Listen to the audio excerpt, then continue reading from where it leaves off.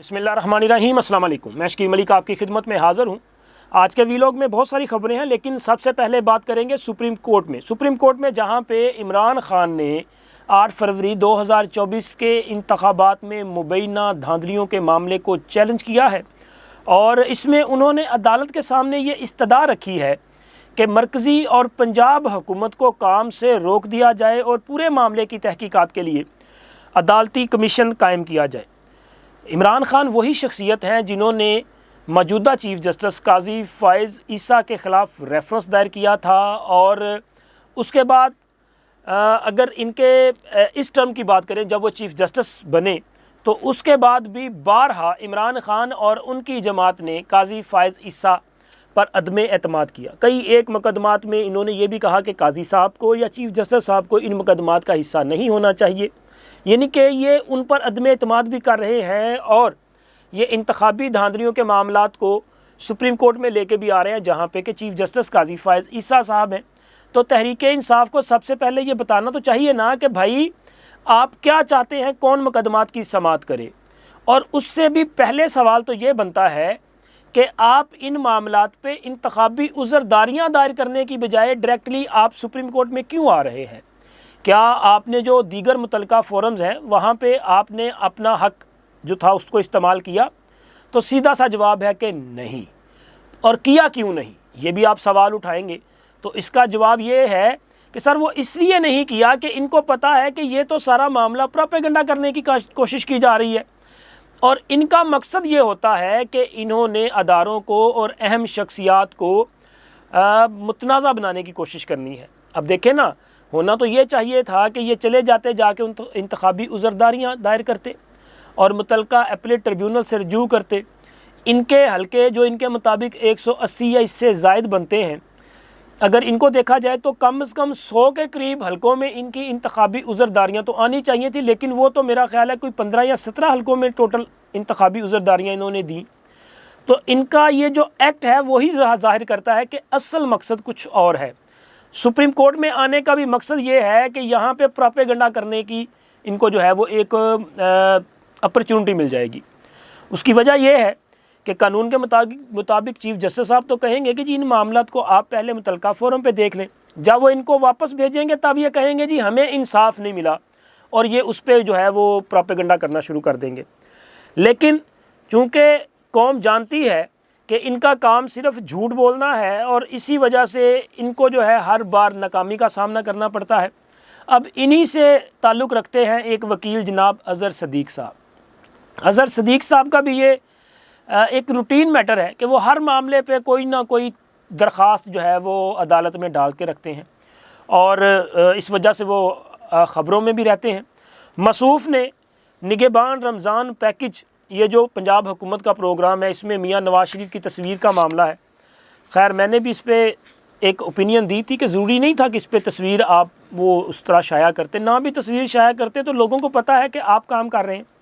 لیکن خیر اس معاملے پہ انہوں نے لاہور ہائی کورٹ میں درخواست دائر کی تھی، اور درخواست میں ہائی کورٹ سے یہ استدعا رکھی کہ جی یہ جو میاں نواز شریف کی تشہیر کی جا رہی ہے اس کو بند کیا جائے۔ ایک تو سب سے پہلے کہ عدالت نے یہ جو تصویر ہٹانے کی ان کی استدعا تھی اس کو فوری طور پہ مسترد کر دیا ہے، اور اس کے علاوہ عدالت نے کوئی اور بڑا حکم جاری کرنے کی بجائے نوٹس جاری کیے ہیں۔ یہ روٹین میٹر ہے، یعنی کہ کسی بھی درخواست پہ فریقین کو نوٹس جاری کیا جاتا ہے، پھر اس کے بعد فیصلہ ہوگا۔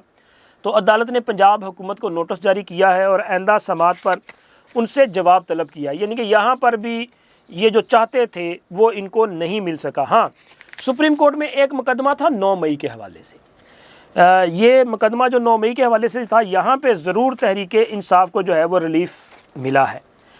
یہ تھانہ نیو ٹاؤن کا مقدمہ ہے، اور اس میں جو 5 ملزمان ہیں ان کی درخواست ضمانتیں تھیں، وہ درخواست ضمانتیں منظور کر لی گئی ہیں۔ لیکن اس میں جو ریمارک سامنے آئے ہیں وہ بڑے تشویشناک ہیں، کیونکہ یہ ریمارکس بتا رہے ہیں کہ پولیس کی تفتیش انتہائی ناقص ہے۔ میں بار بار بات کرتا ہوں کہ 9 مئی اپنی نوعیت کا منفرد واقعہ تھا۔ اس سے پہلے پنجاب میں یا پورے پاکستان میں ایون کہ کہیں بھی شاید اس طرح کے واقعات رونما نہیں ہوئے، یہ سیدھی بغاوت تھی۔ اور اتنے سنگین مقدمے پہ پولیس کی کارکردگی یہ ہے کہ ان کے پاس عدالت میں پیش کرنے کے لیے کوئی ایویڈنس ہی نہیں ہے. چونکہ یہاں پہ جب سپریم کورٹ میں معاملہ گیا تو ان سے جو سوال پوچھے گئے سرکاری وکلا سے، پراسیکیوٹرز سے، تو وہاں پہ نکلا کیا کہ جناب علی گواہان کی صورت میں پولیس افسران یا اہلکار جو ہیں انہی کے نام ہیں. اور جب ان سے پوچھا گیا کہ کوئی سی سی ٹی وی فوٹیج، تو وہ بھی نہیں ہے. اندازہ لگائیں. کہتے ہیں جی وہ تو کیمرے مظاہرین نے توڑ دیے تھے. اب اس کا جو ڈیٹا بیس ہوتا ہے وہ کیمروں کا، وہ بھی کیا وہ ساتھ لے گئے تھے.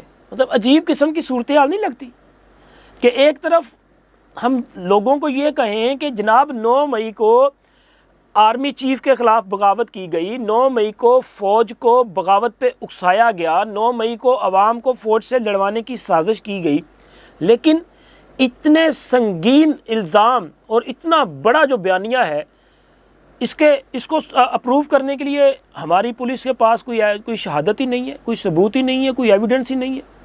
پہلی بات تو یہ ہے کہ آپ کو لگتا ہے کہ پولیس کے پاس کوئی ایویڈنس نہیں ہوگا. سر انہوں نے کلیکٹ نہیں کیا ہوگا، اور اگر کیا بھی ہے تو کہیں کھلے کھانے ڈال دیا ہوگا. اتنی زیادہ جو ہے وہ لاپرواہی، یہ لاپرواہی بھی ایسے لگ رہا ہے مجھے کہ جیسے کوئی سہولت کاری کی جا رہی ہے. کیا آج بھی اداروں میں محبت عمران میں مبتلا لوگ موجود نہیں ہیں؟ تو سر اس کا جواب ہے موجود ہے. ہمیں تو بارہا نظر آتے رہتے ہیں.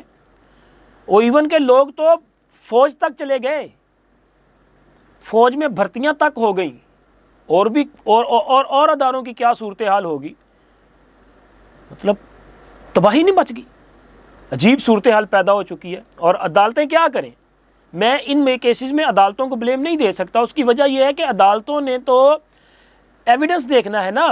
عدالت ویٹ کرتی ہے کہ کب پولیس یا وہ وکیل صاحب جو ہیں وہ کوئی ایسا کاغذ عدالت کے سامنے رکھیں جو ٹھوس ثبوت کے طور پہ لیا جا سکے.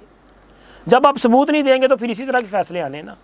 لیکن یہ فیصلہ بتا رہا ہے کہ اگر دیگر کیسز جو 9 مئی کے حوالے سے، جیسے کہ عمران خان کے خلاف کیس ہے، باقی لوگوں کے خلاف کیس ہیں، اگر باقی مقدمات میں بھی اسی طرح کی تفتیش ہوئی ہے تو پھر اللہ اللہ خیری صلی.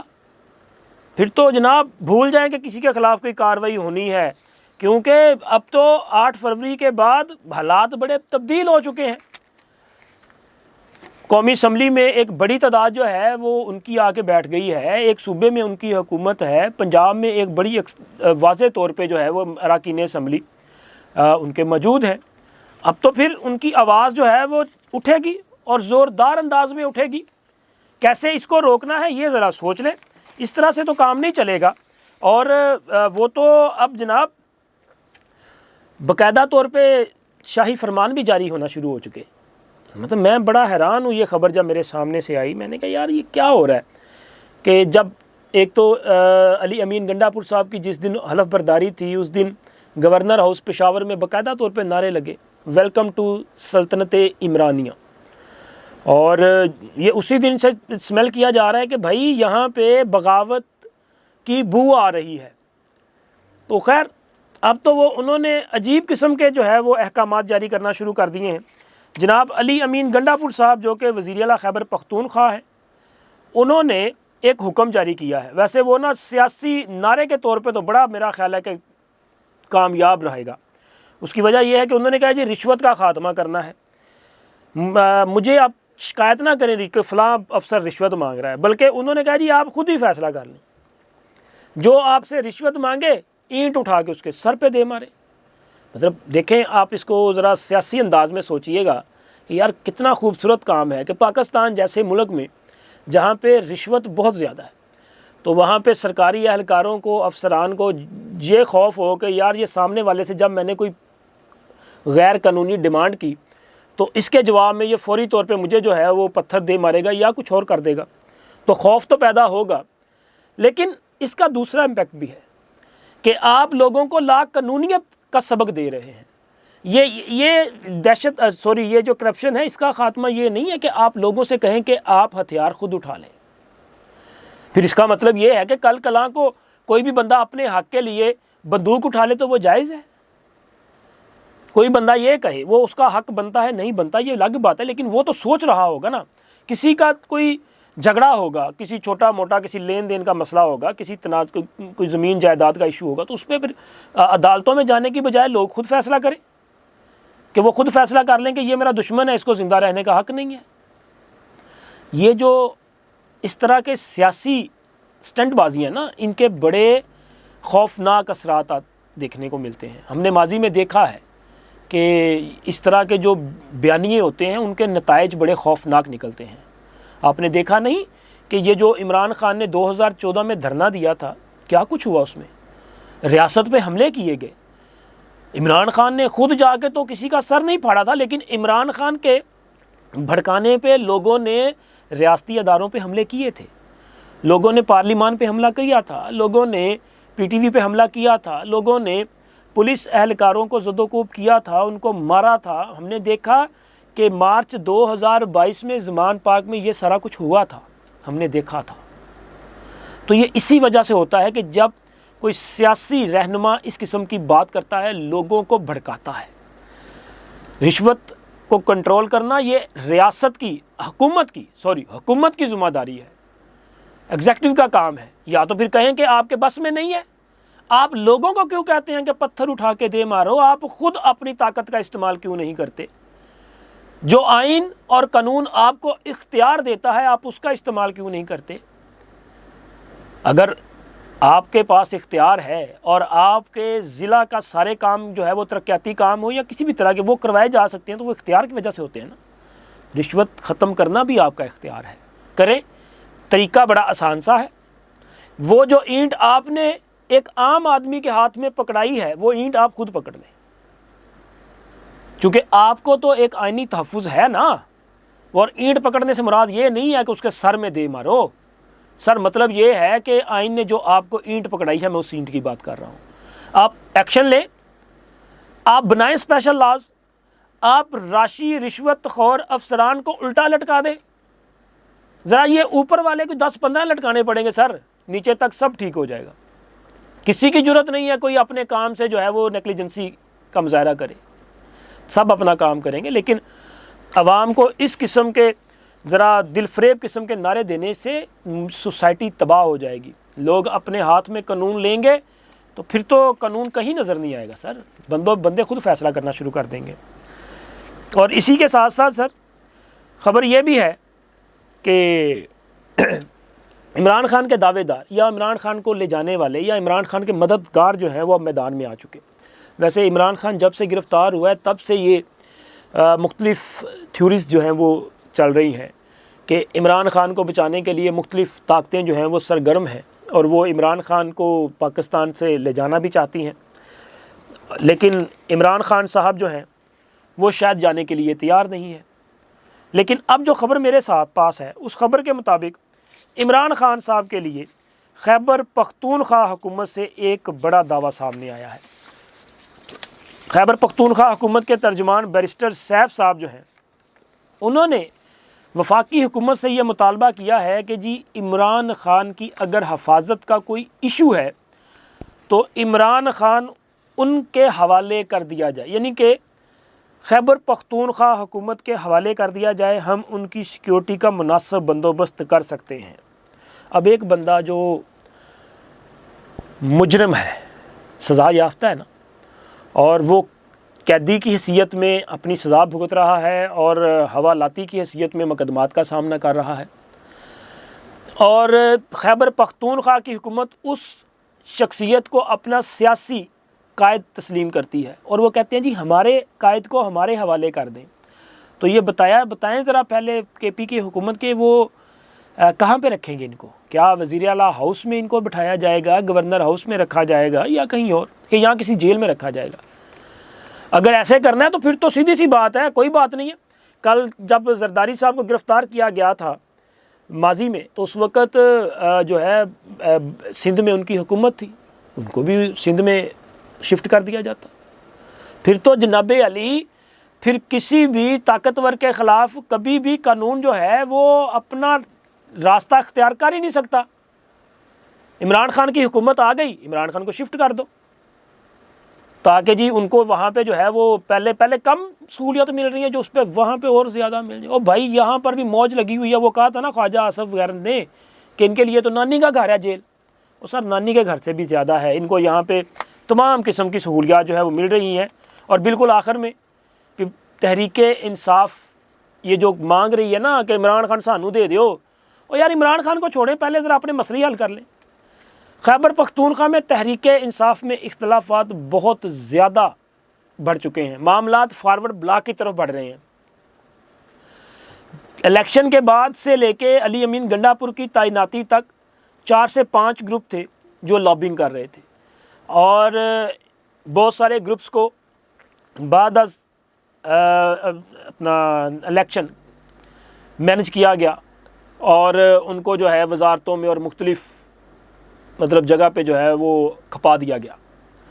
اب تیمور سلیم جھگڑا صاحب جو کہ پی ٹی آئی کے اہم رہنما ہیں, سابق وزیر خزانہ بھی رہے ہیں, اور یہ ان چند شخصیات میں شامل ہیں کہ جنہوں نے علی امین گنڈا پور کے لیے بڑی لابنگ کی تھی کہ جی ان کو چیف منسٹر بنایا جانا چاہیے.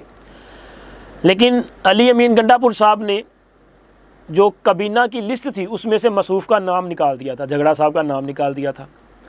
اور پھر جھگڑا صاحب نے کہا کہ جناب 20 کروڑ میں وزارتیں بک رہی ہیں, یہ بھی الزام لگایا.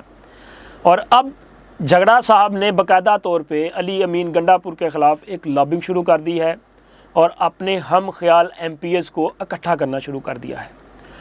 اس کا مطلب یہ ہے کہ خیبر پختونخوا میں ایک فارورڈ بلاک جو ہے وہ آنے والے دنوں میں سامنے آ سکتا ہے, اور یہی صورتحال ہمیں مرکز میں دکھائی بھی دیتی ہے. وہاں بھی ہمیں جو اختلافات ہیں وہ سب سے زیادہ دکھائی دیتے ہیں. یعنی کہ شیر افضل مروت کوئی زبان بول رہا ہے, بیرسٹر علی گوہر صاحب جو ہیں وہ کچھ اور بات کر رہے ہیں, جناب اسد کیسر صاحب کسی اور لائن پہ چل رہے ہیں. یہاں پر بھی اختلافات جو ہیں وہ ہمیں بہت زیادہ نظر آ رہے ہیں.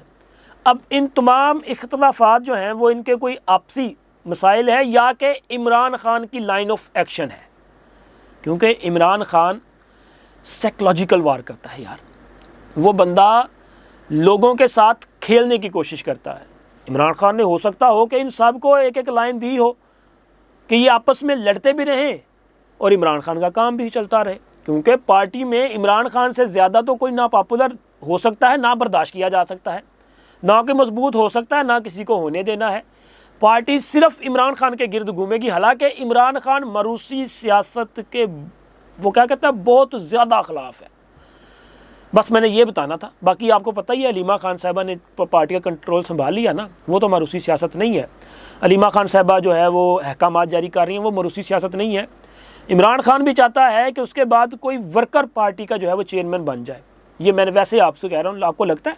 مینوں لگتا ہے کہ نہیں سر, ڈرامے بازی ہے. آپ دوست بھی ضرور اپنی رائے کا اظہار کیجئے گا ویلو کے حوالے سے بھی, اور اس کے ساتھ ساتھ آپ دوستوں سے درخواست ہے کہ چینل کو سبسکرائب کر دیں, ویڈیو کو لائک اور اپنے فرینڈ سرکل میں شیئر بھی کیا کریں. اللہ حافظ.